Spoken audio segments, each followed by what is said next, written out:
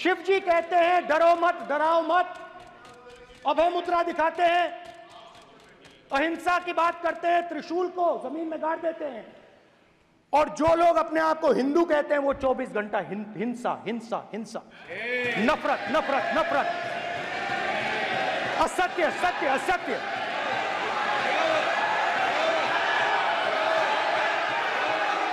आप हिंदू हो ही नहीं। अगर देखा जाए तो ना तो आपकी माताश्री हिंदू है, ना आपके पूज्य पिताजी कहीं से शुद्ध हिंदू हैं, न आपकी दादी शादी के बाद हिंदू रही, और न आप पूर्ण रूपेण खुद हिंदू हैं। तो जो हिंदू कहीं से भी नहीं है वो हिंदू के विषय में कैसे बोल सकता है? आप बार बार उठ करके कहते हो कि कॉन्स्टिट्यूशन खतरे में। कॉन्स्टिट्यूशन ऑन रिकॉर्ड खतरे में अगर किसी ने डाला तो वो इंदिरा गांधी थी, जिसने इमरजेंसी के दम पर पूरे कॉन्स्टिट्यूशन को बदल कर रख दिया। नमस्कार, नमो नारायण। पिछले दिनों माननीय लोकसभा के अंदर विपक्ष के नेता एलओपी हमारे आदरणीय राहुल गांधी जी ने जो हिंदुओं के विषय में जहर उगला है और हिंदुओं को जितना बेइज्जत करने का कांग्रेस ने काम किया हुआ है वह चिंताजनक है। आज ये समय आ चुका है जब हिंदुओं को सोचना पड़ेगा कि क्या अपने ही देश में इस जिल्लत और बेइज्जती के साथ हमें जीना है। हिंदुओं के इस हजारों सालों के इतिहास में इतिहास गवाह है कि हिंदू कभी भी सामने से चलकर हिंसक नहीं हुआ, और इसका कारण बना कि हम धीरे धीरे धीरे अपनी भूमि को खोते गए। अफगानिस्तान खोया, पाकिस्तान बना, कश्मीर के अंदर अराजकता, और आज आसपास के हमारे और स्टेट्स में भी देख रहे हैं। मैं जो बात कह रहा हूं आप उसको राहुल गांधी जी के इस स्टेटमेंट जो पार्लियामेंट में दी गई है इस वीडियो के माध्यम से समझिए। तो हमारे सारे के सारे महापुरुषों ने अहिंसा की बात की, डर मिटाने की बात की, डरो मत, डराओ मत। और दूसरी तरफ शिव जी कहते हैं डरो मत, डराओ मत, अभय मुद्रा दिखाते हैं, अहिंसा की बात करते हैं, त्रिशूल को जमीन में गाड़ देते हैं। और जो लोग अपने आप को हिंदू कहते हैं वो 24 घंटा हिंसा हिंसा हिंसा, नफरत नफरत नफरत, असत्य सत्य असत्य।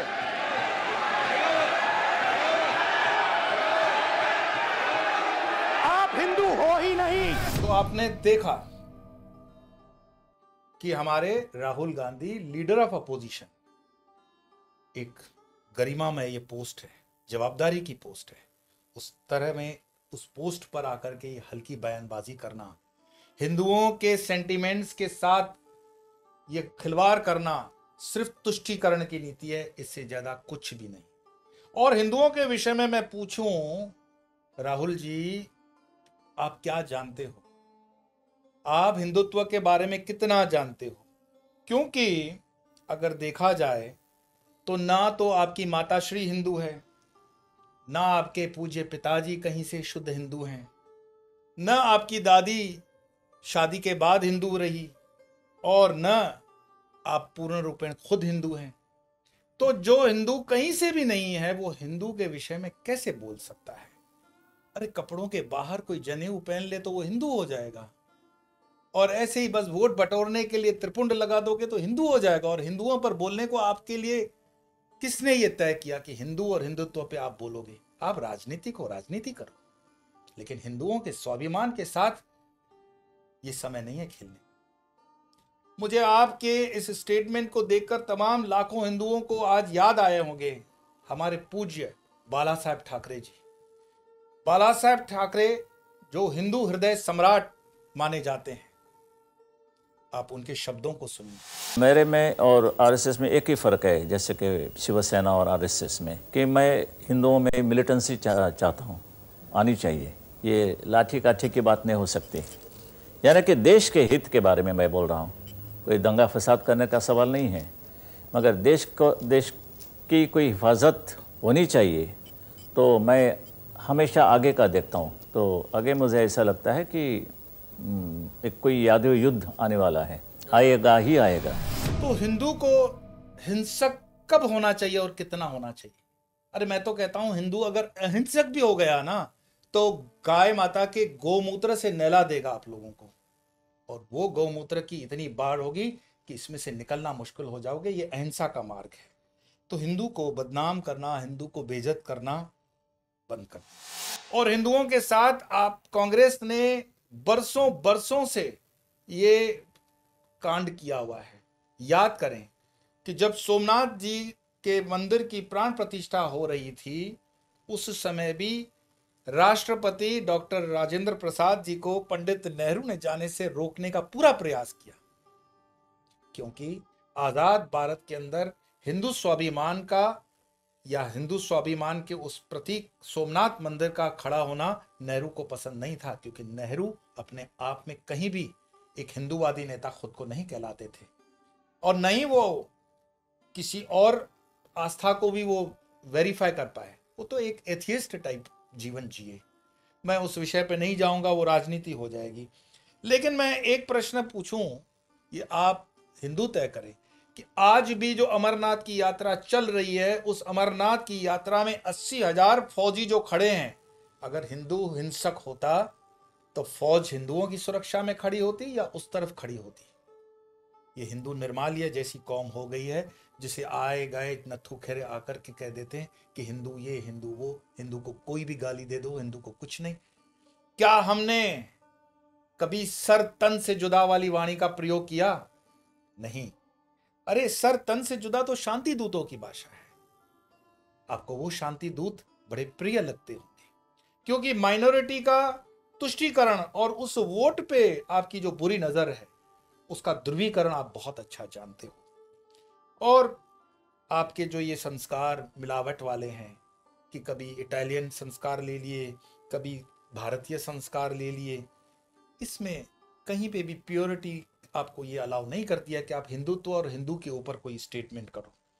हाँ, ये ठीक है कि चुनावों के दौरान आपने जो खटाखट 8,500 बांटने वाली ये बंदर बांट बांटी थी, क्या आपको पता है इस देश का 80% हिंदू अपना खून पसीना एक करके देश में टैक्स देता है।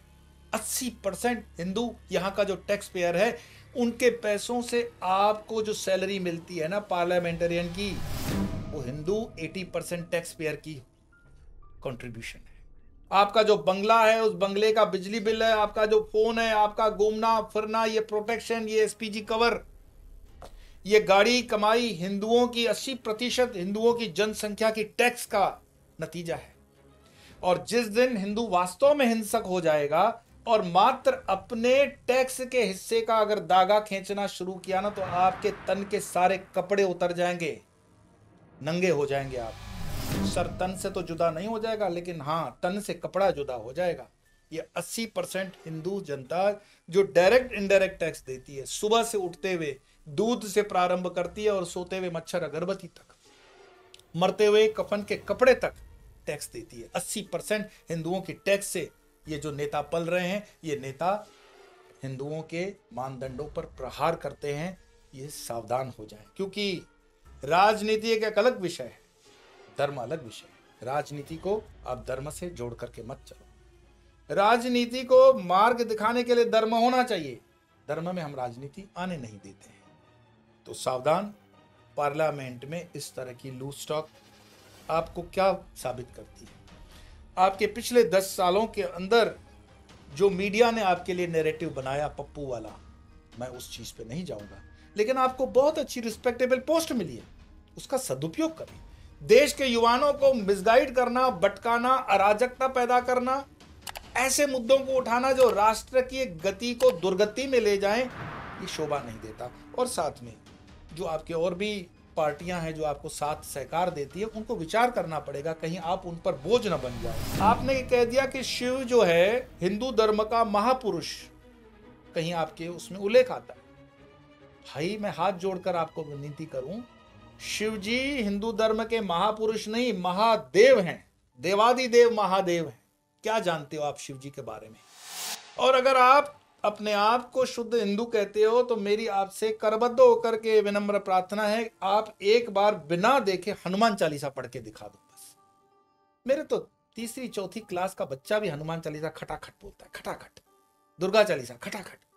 और ये जो बंटी बबली वाले का जो लोगो चला उसमें भी चलो बबली को भी बोल दें, दुर्गा चालीसा पढ़ के बताओ, तुम देख के बता दो, चलो तुम गीता के 10-5 श्लोक बता दो, शांति प्रार्थना के 4-5 मंत्र बता दो। ये आपसे होता नहीं। आप क्या जानते हो हिंदू धर्म के बारे में? हिंदू धर्म की विरासत कितनी ऊंची है। हिंदू धर्म की विरासत यह है कि आप जिन आस्थाओं में सर झुकाते हो वो सब आस्थावान हिंदुस्तान में आकर के बड़े हुए हैं, चाहे वो किसी भी धर्म के। मैं आपको एक ही निवेदन करना चाहूंगा कि आप जिस पूज्य दादी की विरासत से आते हैं, आप भूल गए हो इस देश में अराजकता का प्रतीक इमरजेंसी रहा।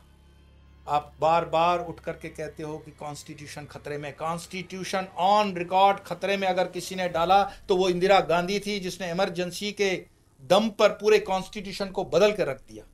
उसमें सेक्युलर और सोशलिस्ट शब्द किसने डाले? इंदिरा गांधी ने डाले। तो आप कैसे कह सकते हो कि कॉन्स्टिट्यूशन को खतरा अभी है? खतरा तो तब भी था और कर दिया गया। और जो लोग अपने आप को हिंदू कहते हैं वो 24 घंटा हिंसा हिंसा हिंसा, नफरत नफरत नफरत, असत्य सत्य असत्य।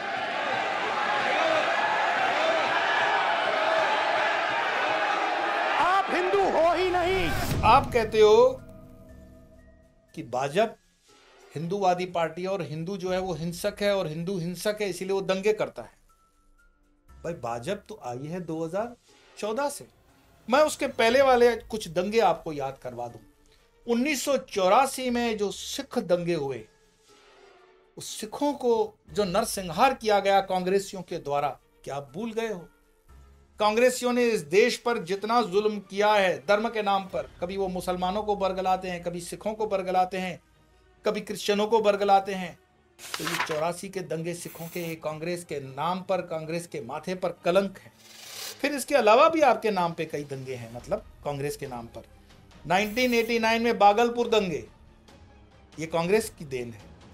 1969 में गुजरात के दंगे, इतिहास में हमने पढ़ा है कुछ अखबारों के माध्यम से कि उन दंगों के अंदर कांग्रेस की सरकार थी और मुसलमानों को फायर ब्रिगेड वाले पानी के अंदर पेट्रोल भर करके जलाया गया था। हालांकि ये अपुष्ट समाचार है, फिर भी कांग्रेस ने जहां जहां अपने राज्य में दंगे करवाए वहां पर जीने और उपसने का कोई मौका नहीं दिया।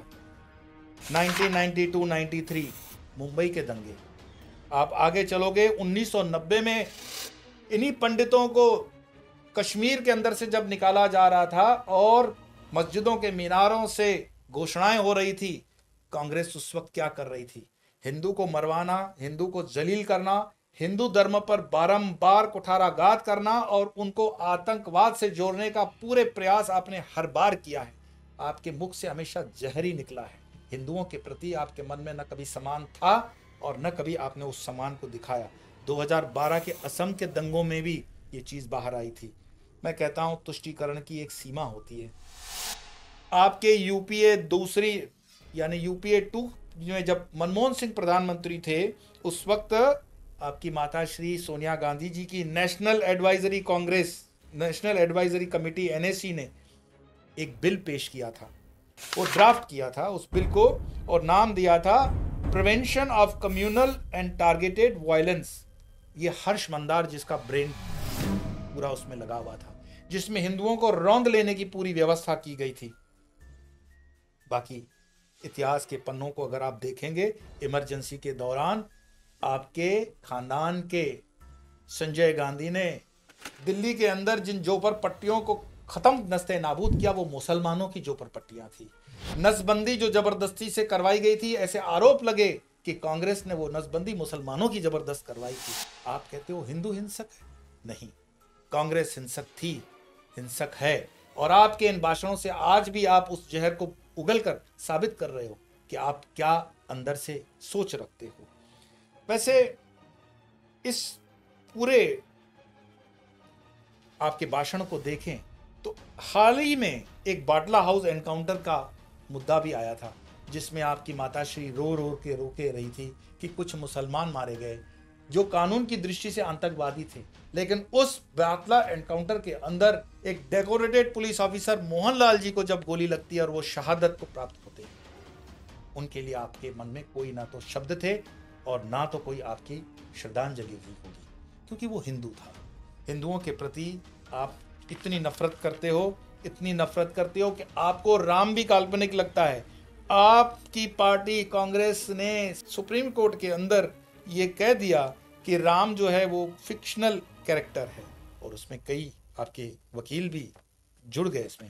कांग्रेस के नेतृत्व वाली यूपीए सरकार ने सुप्रीम कोर्ट में लिखित में कहा है कि भगवान राम का कोई ऐतिहासिक प्रमाण नहीं है। उन्होंने कहा ये काल्पनिक पात्र है। इशरत जहां एनकाउंटर को आपने देश की बेटी कह करके बचाने का प्रयास किया, और उस वक्त के गुजरात के मुख्यमंत्री और गृह मंत्री को हैरान परेशान करने के लिए आपने तंत्र का दुरुपयोग लिया। राम मंदिर का आपने विरोध किया। राम मंदिर तो आज तक भी आप गए नहीं हैं, और आपको बड़ी खुशी होती है वहां से जीते हुए उस एमपी से हाथ मिलाकर बात करने की। हिंदुओं के छाती पर मूंग डलने वाली आप उस मुद्रा में क्या साबित करना चाहते हो? आपका नैरेटिव जो है वो गलत है।